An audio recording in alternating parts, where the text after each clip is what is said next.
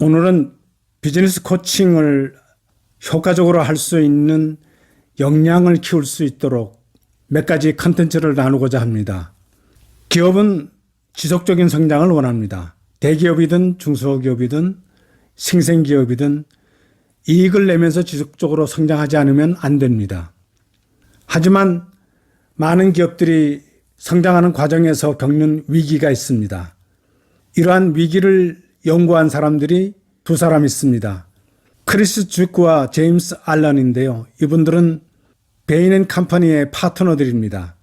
10년 이상의 연구를 통해서 그들은 기업이 성장하면서 어떤 위기를 겪고 그 위기를 극복하기 위해서는 어떻게 해야 되는지를 연구해서 책으로 묶었습니다. 창업자 정신이라는 책입니다.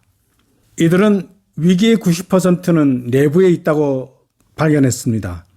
많은 사람들은 외부에 많은 이유를 두지만은 실제로는 내부에서 일어나는 위기가 매우 심각하다는 것을 연구를 통해서 발견했습니다. 사실 우리가 알고 있는 노키아도 세계 최고의 휴대폰 시장을 점령했지만 결국은 내부의 요인에 의해서 노키아는 몰락했습니다. 그래서 노키아의 적은 노키아라고 얘기할 정도로 인사드 경영대학원의 이브 도즈 교수는 말한 적이 있습니다. 크리스 주크와 제임스 알렌도 성장은 복잡성을 낳고 복잡성은 성장을 막는다고 말했습니다. 그렇다면 성장 위기는 어떤 것들이 있을까요? 세 가지로 이분들은 구분을 했습니다. 첫째는 과부하 위기입니다.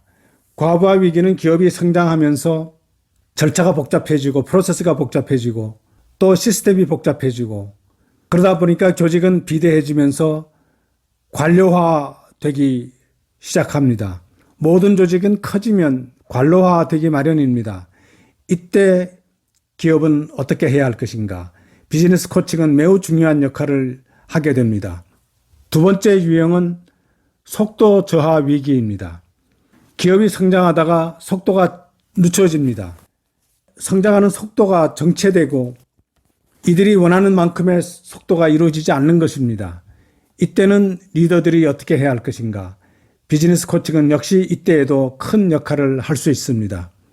세 번째는 자윤악화 위기입니다. 이제 기업은 진부한 전략을 가지고 버티기 시작을 합니다.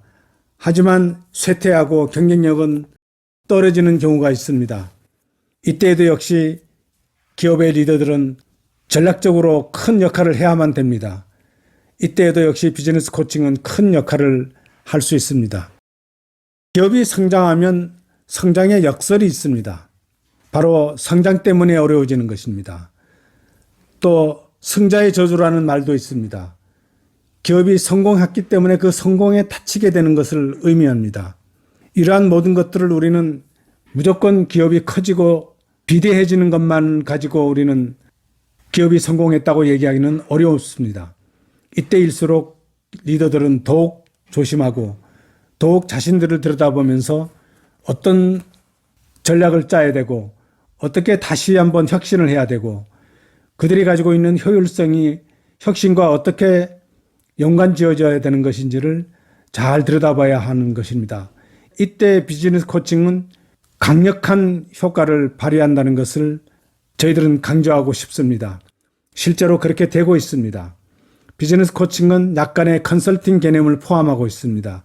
컨설팅적인 감각이 코칭과 융합을 해서 기업이 원하는 제대로 된 성장을 돕는 데 큰 역할을 할 수 있는 것입니다. 그러기 위해서는 먼저 크리스 주크와 제임스 앨런이 발견한 창업자 정신에 대해서 함께 보도록 하겠습니다. 기업의 성장 위기를 맞을 때 가장 강력한 것은 창업자 정신을 떠오르게 하고 이 창업자 정신은 이들이 세 가지로 요약을 했습니다.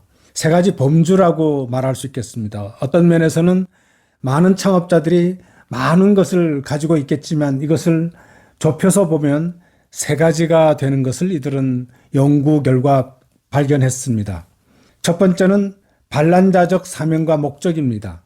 즉 분명한 사명과 목적이 떠올라야 되는 것입니다. 대개 창업자들은 이것으로 시작을 하거든요. 무엇인가 반역적이고 반란적인, 누가 봐도 세상을 변화시킬 만한 어떤 사명의식과 존재 목적을 가지고 출발하게 되는데 이것을 되살리는 것입니다. 그래서 모든 리더들과 구성원들은 비즈니스 코칭에 의해서 반란자적 사명과 목적을 떠오르고 이것을 다시 한번 나침판으로 생각을 해서 회사의 방향을 정하고 열심히 달려가도록 깨우치는 것이 되는 것입니다. 이것도 역시 비즈니스 코칭에서 이루어질 수 있는 것입니다. 두 번째는 명확한 주인 마인드셋입니다. 주인의식이라는 것이죠.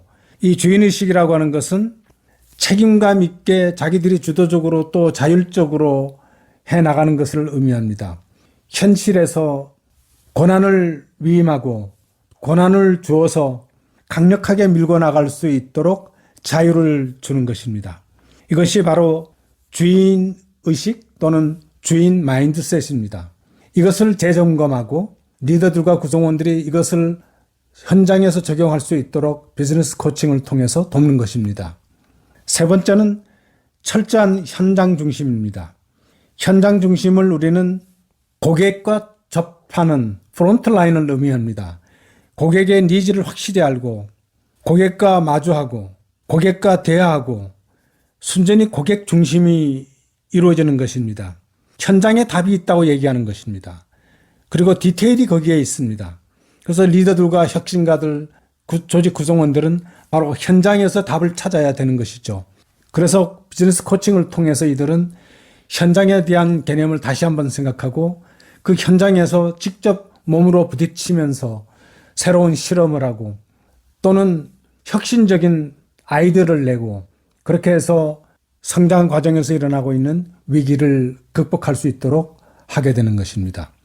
비즈니스 코칭은 여기에서 나온 우리가 어느 정도의 진단이 가능해야 되기 때문에 그 진단에 대한 코칭이 이루어지고 코칭을 통해서 실행이 이루어지게 하는 것이 아니겠습니까?